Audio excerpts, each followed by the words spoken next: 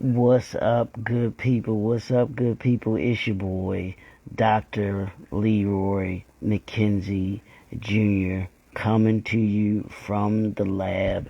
Welcome to another edition of Conversation, Creating Value Conversations with your boy, Dr. Leroy McKenzie Jr., the Impact Builder. What we're doing this week, y'all know all this week we've been talking about the 12 forms of capital. The 12 forms of capital. Capital is more than just a financial mindset. And today we're going to be talking about the educational capital, community capital, and mental capital. Having those pieces, understanding what each of those mean, is vital, and what part they play in what they should play in who you are, your business, your brand, all of those things. So let's first talk about the educational capital. What is educational capital? Well, educational capital are those things that you learn. You know, education. How do we learn education? Yeah, we know that there's the traditional school, going to school, getting that education, having that education, the formal education, if you will. You know, we've been taught all of our lives to go to school, get your diploma, get your degree, and then even those that have gone on to higher education, getting their PhDs, getting their masters, and those degrees.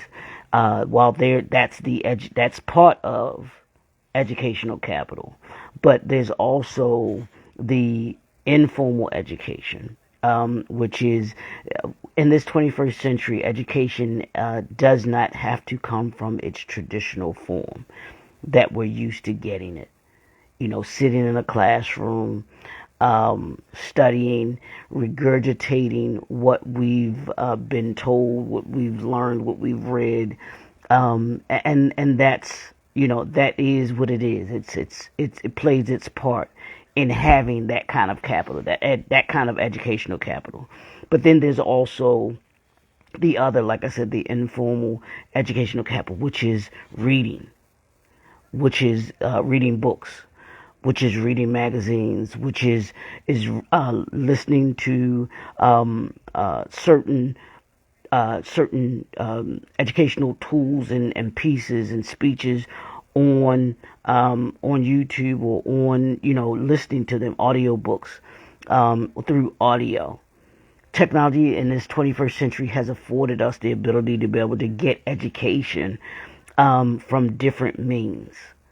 So, so when we talk about educational capital, we think about what education do you bring to your business? Are you always learning?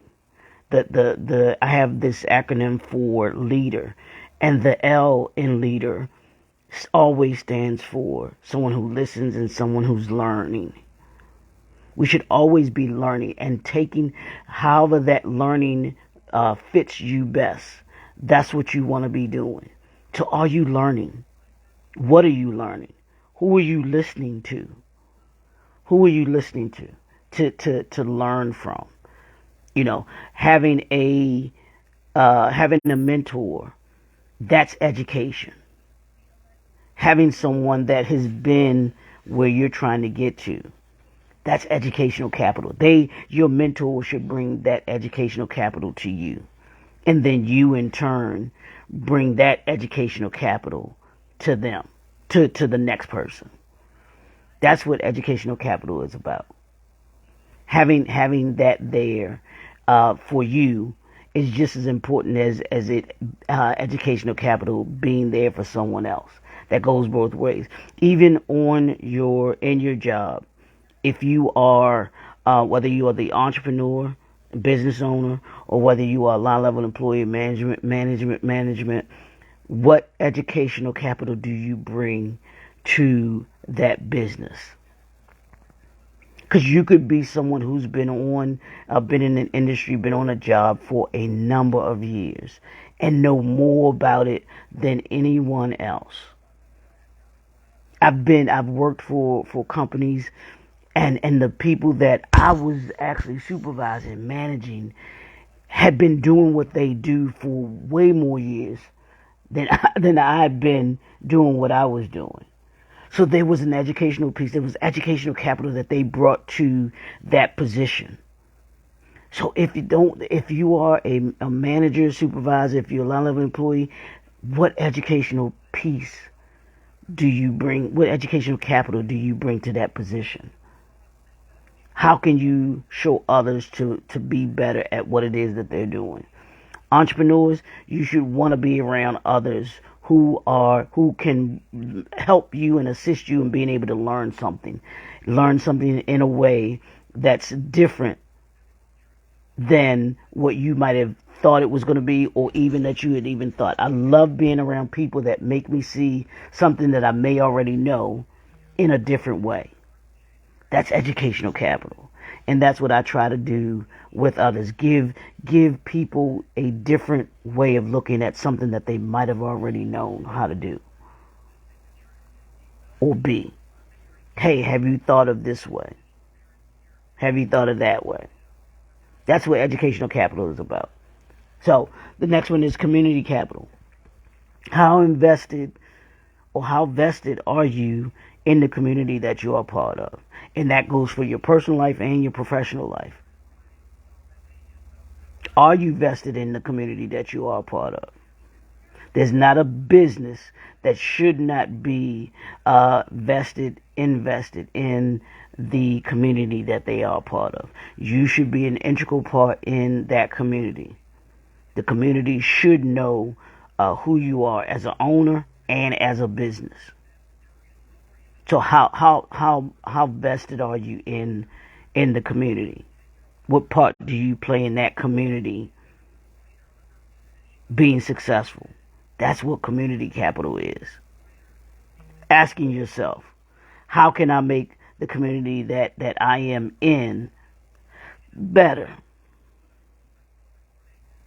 As an entrepreneur, it is your responsibility. I'm going to say this. It is your responsibility to make your community better. As an individual, it is your responsibility to make your community better. And the only way that our communities get better is by being vested in them. We've got to understand what community capital we can bring into what it is that we're doing, because the community brings their community capital to your business by supporting your business, by understanding, wow, this is a business, this is an owner, this is an individual that does things for the community. This is an individual that we definitely want to make sure that whatever they are a part of, that we're supporting, that we're doing for them. And collectively, you both bring community capital to the table. You both bring what is necessary in order to be able to have that community flourish. Look at the most successful communities and ask yourself, why are they successful? Look at the reasons that they are successful. And I promise you that those communities are well vested in what it is that they're doing. And the individuals are vested in what they're doing. Community capital involves the family. Community capital involves the educational system. Community capital involves the government. Community capital involves businesses, as we're talking about right here. And then community capital involves the churches, which is what you saw. Part of what I do is try to work with churches that work with churches from a consulting standpoint, from this perspective. From a business perspective, ensuring that you are stabilized as a church, and that you have those systems and resources in place in order to be able to be a successful church. But also making sure that you as a church offer your part in community capital. That's what makes up the community capital. Is having those elements there. That's what community capital is, because it's a community. Those are the pillars of community capital. So those are the two we talked about. We talked about the educational capital, community capital, and the third piece is mental capital. Whew! What's your mental capital? Are you mentally healthy? Mentally, are you there as an entrepreneur? Mentally, are you there as an employee? And I've said this before, that my mental capital. There's a company I worked for years ago. I literally hated waking up in the morning, having to go to work. My mental capital was not there.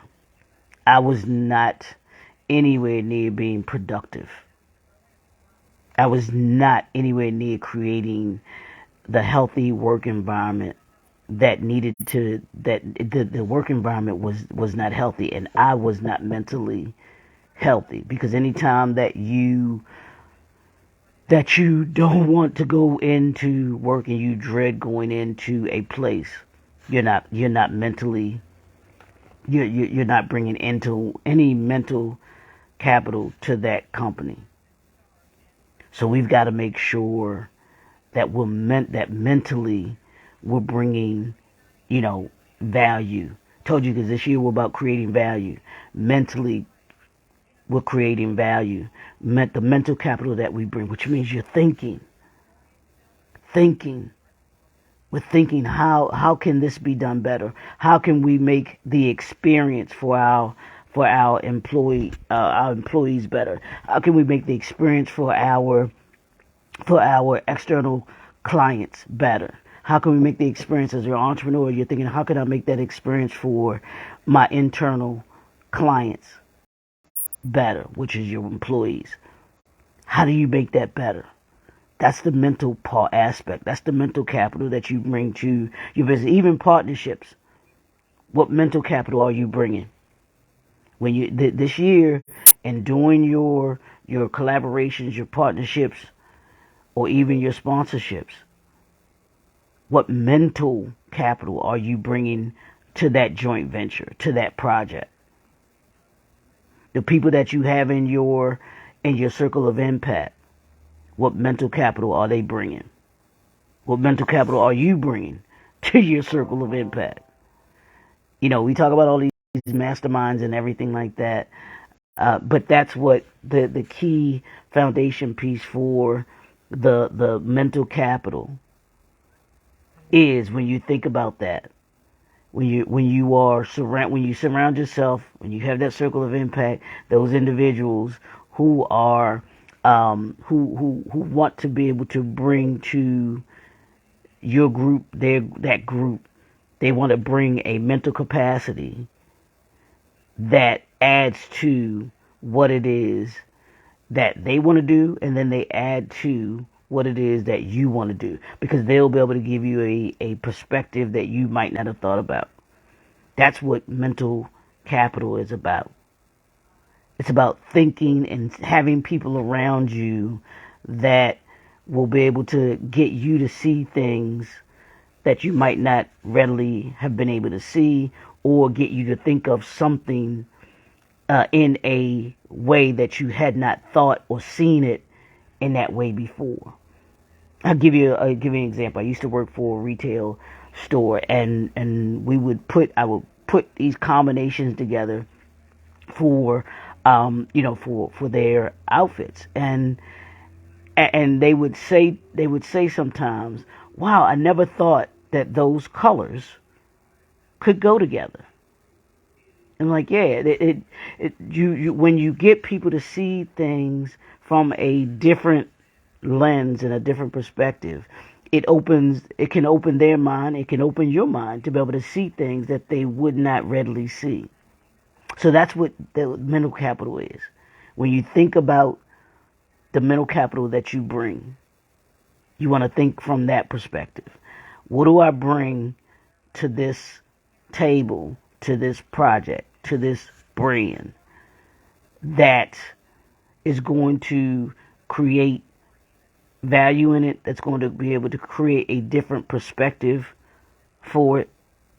And I promise you, you will take yourself, you'll take your brand, you'll take your business, or even if you are a manager, your supervisor, your line level employee, it'll take you to that next level, because people will start to see you in a different light. They'll start to see you as someone that they can kind of come to. Well, what do you think about this?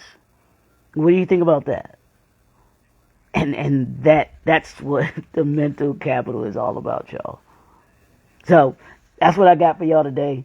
It's like I said, these 12 forms of capital today. Think about your educational capital, think about your community capital, and think about your mental capital. What do those three things look like for you? Are you always learning? The educational capital, and can you learn from someone, and what are you teaching someone? The community capital, how vested are you in the community that you are part of from a personal and professional perspective? And then the mental capital. What are you with your mental capital? What is it that you what perspective can you bring to something that others might not have readily thought about? That's what those three forms of capital are about. So it's your boy, Dr. Leroy McKenzie Jr. It's Work For It Wednesday. Let's go. We got to work for it. We got to work for our education. We got to work for the community, and we got to work for our mental health and mental stability, and that mental capacity of what we give to others. Because if you're not healthy mentally, you're not contributing, you're not able to bring anything to anyone else. So that's what it is. Let's work for it Wednesday. We'll talk to y'all tomorrow. Want you to have a great, great, great day, and we'll see you all. Talk to y'all tomorrow.